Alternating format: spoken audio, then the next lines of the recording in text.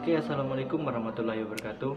Perkenalkan, nama saya Jepri Jayadi, NPM C1B01960 dari Prodi Manajemen Universitas Bengkulu.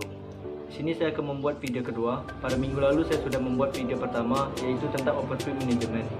Nah, di video kedua ini saya akan membuat video dengan materi bentuk-bentuk badan usaha. Baiklah, sebelum kita masuk ke apa saja bentuk-bentuk badan usaha, ada baiknya kita mengetahui dulu apa arti dari badan usaha. Badan usaha adalah suatu kesatuan hukum, teknis, dan ekonomis yang bertujuan untuk mencari laba. Nah, bentuk-bentuk badan usaha itu sendiri ada 3 utama. Yang pertama, kepemilikan perseorangan, yang kedua, persekutuan, dan yang ketiga, perseroan terbatas. Nah, kita akan bahas satu persatu dari 3 tersebut. Yang pertama yaitu kepemilikan perseorangan. Kepemilikan perseorangan adalah badan usaha yang hanya didirikan oleh satu orang. Menjalankan usaha dengan kepemilikan perseorangan adalah mudah, hanya dengan memulai operasi suatu usaha. Kepemilikan perseorangan ini memiliki 3 keunggulan penting. Yang pertama, mereka dapat diciptakan dengan mudah dan murah. Yang kedua, mereka tidak terlalu diatur oleh peraturan pemerintah.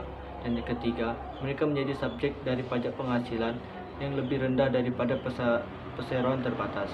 Kepemilikan perseorangan ini juga memiliki 3 keterbatasan. Yang pertama, pemilik perseorangan memiliki kewajiban penuh atas utang usaha yang dapat menimbulkan kerugian melebihi uang yang telah mereka investasi. Ketiga, usia usaha perseorangan ini terbatas, hanya sebatas usia orang yang mendirikannya.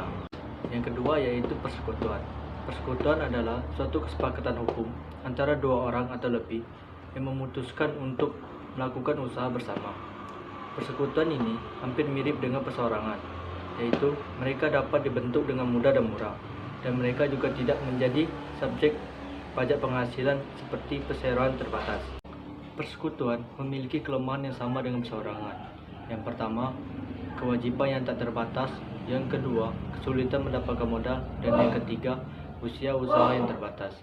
Masalah kewajiban memiliki arti yang penting, karena menurut hukum perusahaan, setiap sekutu bertanggung jawab atas utang usaha.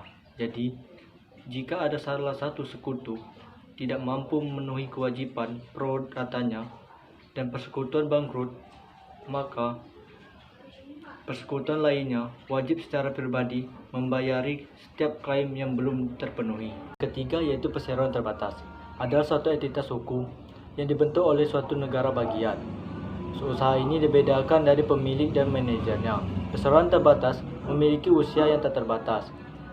Pemiliknya tidak bertanggung jawab atas kerugian di luar jumlah yang telah ia investasikan di dalam usaha, dan lebih mudah memindahkan andil kepemilikan seseorang dalam suatu perseroan dibandingkan andil dalam usaha selain perseroan. Kelemahan terbesar dalam perseroan terbatas adalah pajak. Yang pertama, pajak perseroan terbatas dikenakan pada pajak tingkat perusahaan. Yang kedua, laba perseroan terbatas umumnya menjadi pajak ganda. Yang ketiga, ketika laba setelah pajak dibayarkan dalam bentuk dividen, penghasilan itu akan dikenakan pajak lagi sebagai pajak penghasilan pribadi para pemegang saham. Bisa saya sampaikan dalam materi bentuk-bentuk badan usaha. Lebih dan kurangnya saya mohon maaf. Apabila ada kata-kata yang kurang berkenan saya mohon maaf. Pada Allah saya mohon ampun. Wassalamualaikum warahmatullahi wabarakatuh.